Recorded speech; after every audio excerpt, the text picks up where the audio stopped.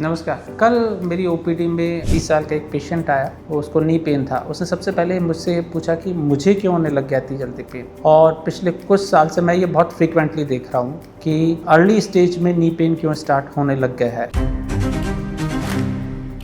मेरा नाम डॉक्टर राजीव गुप्ता है। मैं सुवेरा हॉस्पिटल में डायरेक्टर हूँ robotic surgery and knee and shoulder replacement का। तो हम आगे इस बात पे डिस्कस या चर्चा करते हैं कि जो नी पेन की समस्या है वो क्यों अर्ली स्टेज में देखने को मिल रही है।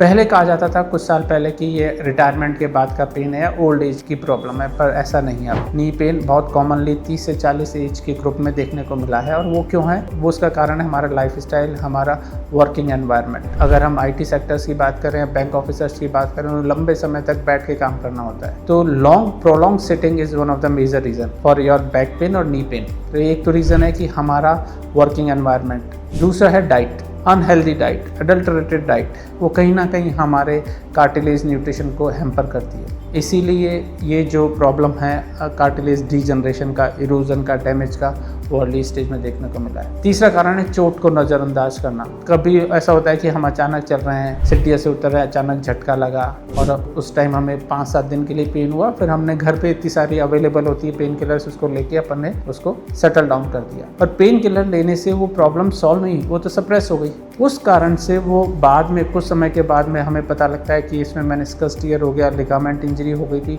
उसके कारण से हमारे कार्टिलेज में डैमेज हो गया। तो तीसरा कारण है हमारी चोट को नज़रअंदाज करना, उसको पेन किलर से सप्रेस करना। चौथा आता है last, weight, lifestyle, physical activity. हम कितने अवेयर हैं। तो फिजिकल इनएक्टिविटी से कार्टिलेज नरिशमेंट कम हो जाता है, वेट बढ़ता है, मसल्स वीक होती है, तो सारा लोड जॉइंट्स पे आता है। इसीलिए वेट ज़्यादा होने से नी पेन 5 गुना ज़्यादा बढ़ जाता है। तो मेनली ये 4-5 कारण है जिसके कारण से हमें ये नी पेन अर्ली स्टेज में देखने को मिल रहा है। इसको कैसे बचा जा सकता है और क्या इलाज है? अगर हम स्टार्ट से बात करें कि फर्स्ट है कि अपनी चोट को नज़रअंदाज ना करें। पेन होता हो 1-2 दिन वेट करें और फिर प्रॉपर उसका कंसल्टेशन ले, प्रॉपर डायग्नोसिस लें। क्योंकि आज की जो छोटी सी प्रॉब्लम है कल वो बड़े रूप में ले सकती है। जैसा कि मैंने बताया कि आज केवल ACL टियर था और वो हमें ध्यान नहीं रहा, धीरे धीरे उसने कार्टिलेज में इम्पैक्ट करने लग गया और कार्टिलेज डैमेज हो गई। दूसरा कारण फिजिकल एक्टिविटी। कम से कम 45 मिनट का आप अपने लिए समय निकालें, उसमें वॉक करें, साइकिलिंग करें, स्विमिंग करें। किसी भी तरीके की इम्पैक्ट एक्सरसाइज आपकी मसल्स को और बोन्स को स्ट्रॉन्ग रखेगी और इसी तरीके से वो कार्टिलेज भी अच्छे से